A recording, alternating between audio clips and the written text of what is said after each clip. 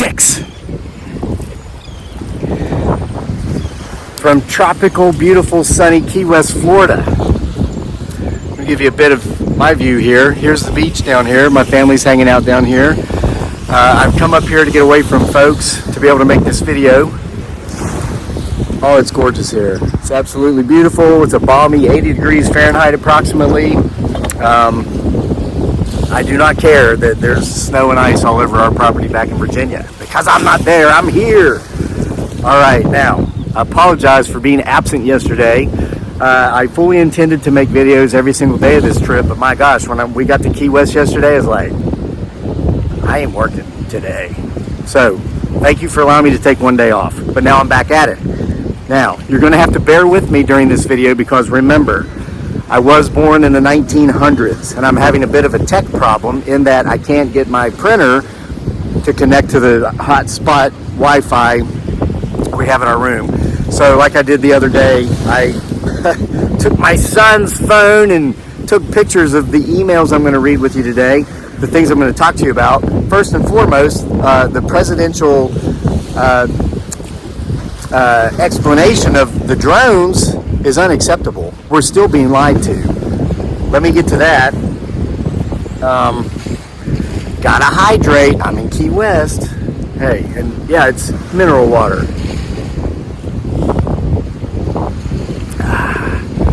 With lime. All right, here's what I learned about Corona down here. I was hanging out with a guy yesterday from Italy. A really neat guy. His name's Dario. Shout out to Dario if you're watching. He's flying back to Italy now. He comes here 3 months of the year and he puts up Christmas lights for the richest person in the state of Florida. And then he stays here for 3 months to maintain the lights. So when they go out, it's like 5 million lights. He can be there to repair it. And he has a whole crew that works for him. And he was telling me that the majority of his crew are workers from Mexico. And he learned this about Corona and he's passed it on to me. You know how, at least in America, it's typical when we have a Corona, we have a lime with it? He said that his Mexican friends told him the reason they put the limes in Corona is for the same reason they put limes in almost all their beers in Mexico. It's to keep the mosquitoes away. So it's a mosquito deterrent. How ingenious of that beer company to pretty much sell Americans on the idea that you just can't have a Corona without a lime. Which reminds me.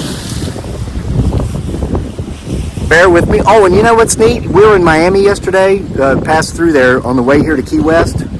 Yeah, yesterday. UVA was playing Miami in Miami. If we would have been a day behind on our travels, we could have gone to see a UVA basketball game in Miami. UVA won by 11 points. Go Who's go.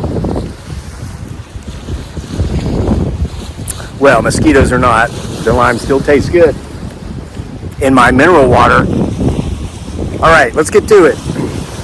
So first, great. I hope I remember my son's password. Yay!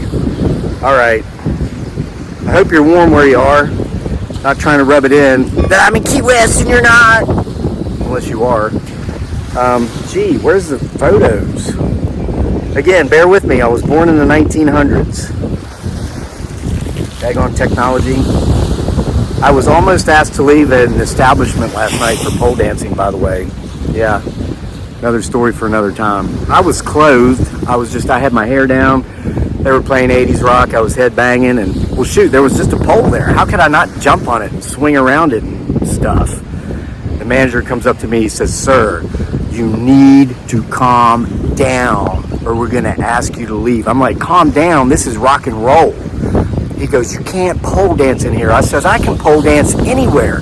He says, "You're going to get hurt. You're old." And I said, "I'm not as old as the rest of these people in Key West. And by the way, I have an athletic background. That's how I can safely pole dance anywhere I want, anytime I want." He says, "What kind of athletic background?" And I said, "Track." And he started laughing, said he thought I was going to say I was a gymnast. Whatever, dude. Track's a sport. All right, here we go. So let's get to the beginning. So I've got it. Look, that's what I'm reading from. So bear with me. I'm going to give a very big shout out here before I even get started. Shout out To Danita Locke in Middle Tennessee, thank you for sending me your email. I read every word of it. Thank you. Okay. Now, here we go. This presidential explanation to the drones. We're not. People have been emailing me. I've got over 1,000 emails. I'm backed up, but keep sending them. The email address is crazylake@mail.com. We're going to get to them one way or another. If I have to stay in Key West for another month to get through these emails, I will. So please send me lots of them. If I have to stay here for 2 months, I will. So you send them. All right. The phone went to sleep again. Oh man, I'm gonna have to hit these buttons every time. All right. So let me get to it. Oh, by the way, this is part of the story. Look at this plane. You see any chemtrails? Well, there's one. There's one right there. There's so many planes here. There's a naval base right over the way from me. But there's not as many chemtrails as there are in northern Florida. It's been my experience out here on the road. But listen, this comes from Vigilant News. And it says, in her first press conference, Levette explained, and this is White House press secretary, I guess. Man, my son's phone is so dim. All right, so she was explaining that she got information directly from President Trump. And it is about the drones seen mostly over New Jersey, but clearly around the world. And she says the drones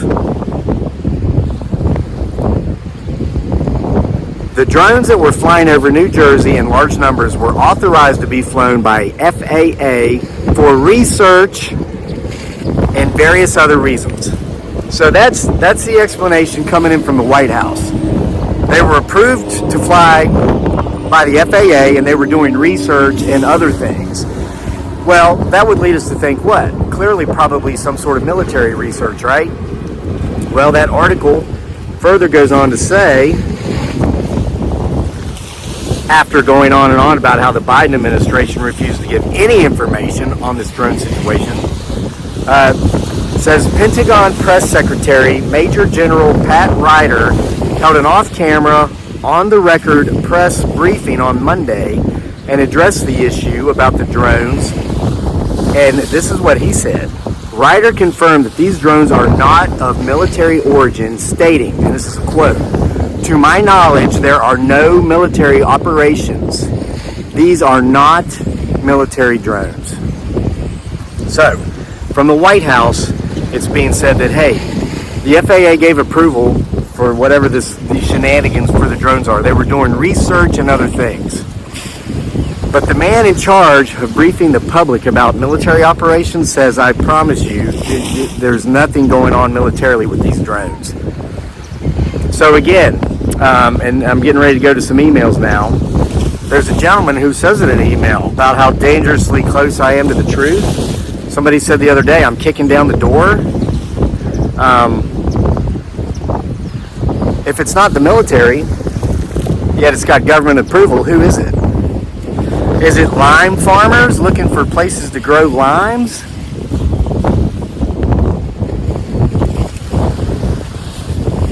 Or is it pharmaceuticals? All right, let's get to an email. This is from Craig. Craig says, first, you can use my name in my story. And folks, if you send your story, make sure you give us permission. We had some trolls, bots, and government shills trying to set us up here about a month ago because we were getting too close. They were sending us lies, and then they'd send stories without specifically saying you can read this, and then when I'd read it, they'd get all bent out of shape and threaten to sue and all kinds of other weird stuff. So listen, you got to give me permission because we're not falling for any more of these government shills. These were people who were hired. They were paid, bought and paid for to try to disrupt this information coming to you from me, all right? So Craig gives us that permission. He says, I'm from the UK and I'm an experiencer. I live in a small town in West Yorkshire, England. I came out to exercise my little Jack Russell and noticed that it was really foggy. My Sally, the Jack Russell, was already diagnosed with the big C, not to be confused with the little C. We all know what that is, right? Not caw-caw-ha-choo, which I think is something we're dealing with now. Came out, the little puppy's already sick, but after being out in this fog, she ran out of energy. After I'd taken her out in the fog, I swear she got lethargic. started using the bathroom inside. He says, Kevin, I found her passed away within 3 to 4 days. 3 to 4 days of being in that fog. So here's a dog. So you remember my theory is they've softened up the boomers. They got you dependent on tablets and medications for every little crook and ailment you had, rather than holistic therapy or eating real food, being responsible and getting daily exercise. Nope, just became too easy to take a tablet. So what happens when we become soft? We become weak. And when we become weak, we become more susceptible to injury and illness. Well, what happens when we're sick or injured? Well, what happens is when you put just, what do you call it? Something that starts a fire, not an igniter, a catalyst. All it takes is a tiny little catalyst to activate your already weakened system, and then you're unalive. Happened to Sally. Sally had the big C. She goes out into the fog. The fog was the catalyst, and 3 days later, she's dead. And then Craig in the UK continues. Kevin, I found her passed away 3 days later. He says, my health has deteriorated to the point that I was put on course of steroids. I'm so glad I found you, as our organized chaos and the whole world needs a voice to end this sheep mentality. Thank God. Please don't quit. Please don't think I'm a shill. I don't, Craig. But he says to basically keep going and spreading the message. Folks, you see the chemtrails right there behind me. There's another one, a new one since we got here. They're spraying the hell out of Florida. And why? Who do you think's down here on the beach with us? You think it's a bunch of college-aged hot babes in bikinis? Well, there's been a few of those.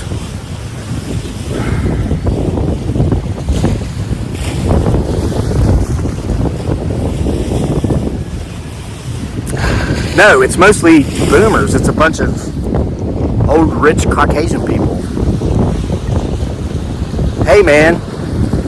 For 2 generations, for 50 years, they've been softened and weakened, sought out nothing but comfort. Now they come here for their winters because that's more comfortable than being up in New York. And look what they're pepper spraying them with from the skies. You see it right there behind me. Is it a coincidence that there's a naval base within sight of me right now? What's going on at that naval base? I don't know. Probably naval stuff, among other things. All right, hold on. Let's go to the next email. This one is from Cindy. Cindy writes, hello, Kevin. I've been watching your videos every day. I started watching you back during the Crayola days. That was how to get rid of an annoying neighbor with a crayon. That's how. You know how to get rid of others? Go to Key West for the winter. Bam! All right. She says, I know you have lots to do, so I'll try to be real quick. I have pulmonary fibrosis, scarring my lungs. They have no idea how my lungs got scarred. The doctor said maybe the little C. Remember, a couple years ago, the pandemic, the little C. But I did not get that in my lungs. I just had muscle aches. So she had little C, but it never affected her lungs. She had some muscle aches. But the doctors were saying, oh no, it was little C. She says, I never went on medication and never even saw a doctor. I just got tested. He said, well, maybe it's from working in the barn. We have 9 horses, and I work around animals all day long, and barns are very dusty. Anyway, they wanted to start putting me on an experimental medication to keep my lungs from scarring more. Just to be on the safe side. I declined. I'm not taking any medication so far, and I don't plan on taking any medications unless it's life or death. I just had another CT scan yesterday, and for the past 3 years, there's been absolutely no change. I'm not going back to the doctors anymore unless she's having a really hard time breathing. By the way, I'll be 77 years old in 2 weeks, and I'm still taking care of horses and working and lifting, and I'm doing great. You have a great day. Glad you are in Florida. God bless you and your family. Cindy, thank you, and God bless you. But listen, Cindy's living proof to my theory, my hypothesis. She's 77. She's clearly a boomer, yet she's still out there working with horses. 9 horses, working in the barn all day, lifting. She's outside getting fresh air. When she's not irresponsible. She had some medical things going on, some health things. She went to the doctor, and the doctor, what's the first thing he says? Oh, here, let's try this new experimental drug. She says, no, thank you. And she chooses just to continue to stay active and lead a healthy lifestyle. I guarantee you, Cindy, you're going to live to be 100. You keep working with those horses. You keep going outside and playing. I tell you, folks, when you sit down and you choose to not get back up, that is the beginning of the end. Because in time, you're not going to be able to get back up. Okay, Cindy chose to stay active, and here she is. 77 years old, still out there doing it. Let me tell you about my experience with experimental drugs. Yeah, man, 20 years later, I'm pole dancing for geriatrics at a club in Key West. That's what that leads to. Seriously, though. When I was in the Army, and then with the VA afterwards, I can't even remember the name of it, but it was supposed to be a non-addictive, non-narcotic painkiller. It was for my back. I have chronically inflamed lower lumbar from the weight, and I was a machine gunner, so it was the weight of the body armor and then being cinched down into a turret for a year on bumpy roads and all this stuff in Iraq. So anyway, I get on this experimental non-addictive, non-narcotic pain reliever through the VA because, they use the veterans and the soldiers and the sailors and Marines and airmen and women as the guinea pigs for the general public. 3 months later, I'm hooked on this stuff, as well as 8 other medications. Pretty much my breakfast in the morning, I'd pour a bunch of pills in a bowl and put vodka on top of it and eat it like cereal. I mean, I'm exaggerating a little bit, but not by much. Probably the only difference would be I didn't use a spoon. So that's where that led to. So 3 months later, I go back to the VA, and my doctor says, by the way, I got some bad news for you. And I'm like, what's that? She goes, you know how we said this was non-addictive? I said, yeah. She goes, well, it's been reclassified. It's highly addictive, and it's now a Scheduled 1 narcotic. I'm like, I could have told you that. And she says, really, how? And I said, because I'm addicted to it.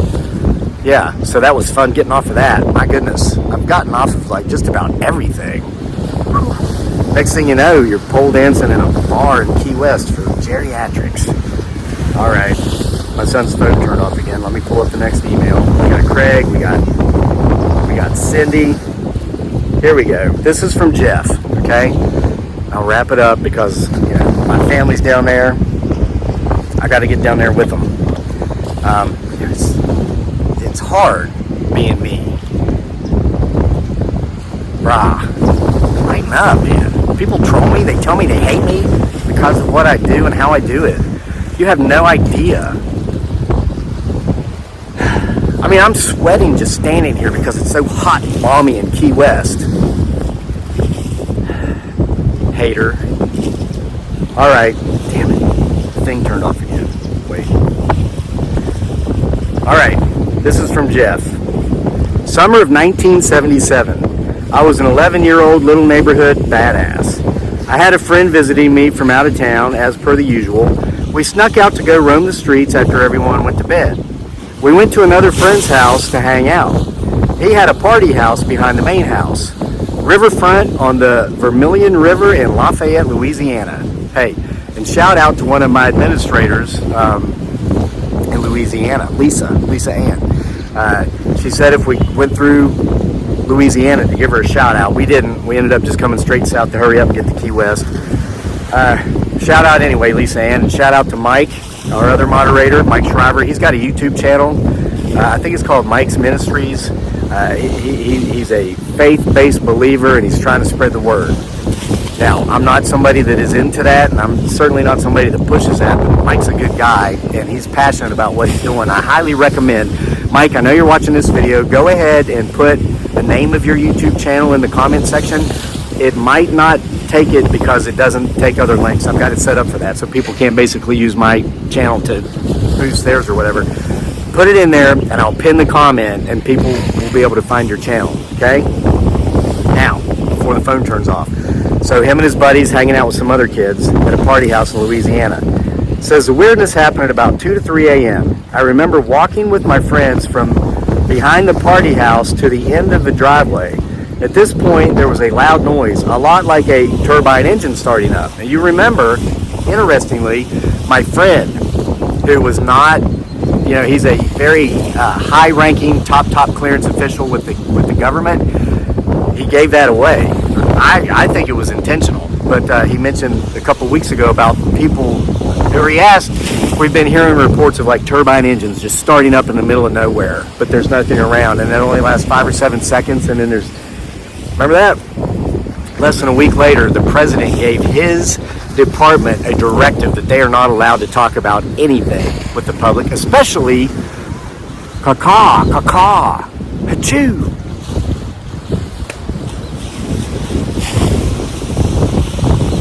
I'm getting an answer from a seagull over there.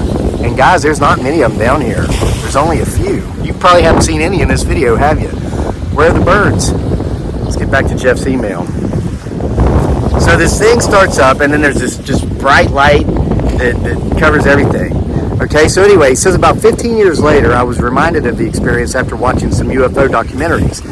This got me thinking about it, so I started making calls. Mike and Troy, these were his two buddies that experienced it with him, both did not remember the experience at all. Troy's mom, guess what? She did remember. So I skipped a paragraph of this. Basically, they heard the noise, this bright light came on. The mom came out, his friend's mom, Troy's mom, and sent him home, sent him and one of her sons, she had 4 sons, home. She remembered. Okay, he says, I've been interested in the topic ever since. The other day when you mentioned the turbine noise, and I just reminded you of what that was about from my buddy that works for the government, top clearance agent, I was stunned. I have never heard anyone else claim to hear that noise. I have always thought of it as a turbine sound, sort of spinning, humming kind of noise that increased in speed like a turbo spooling up. Please keep me posted if you hear anything more from others about this turbine noise accompanying with the bright lights. Please keep my last name confidential if you read this or share this. Thanks, Jeff. So Jeff, I thank you for giving me permission to share using your first name only. So there it is, folks. Give you some more beautiful views as I wrap this up. So the president has come out and told us what he knows. Yeah, the FAA did approve the majority of those drones. Some of them were hobbyist drones. But as far as what were the drones doing, the only answer we've gotten is that they were doing research, among other things. But that's it. And then the gentleman who corresponds with the public in regard to military affairs says, hey, they weren't military. So if the government's approving them for research, but it's not the military, what the hell kind of research are they doing? And what the hell might they be putting up there in our air? All right, again, the email address of the channel, if you've got a story, is crazylake@mail.com. See you for more next time.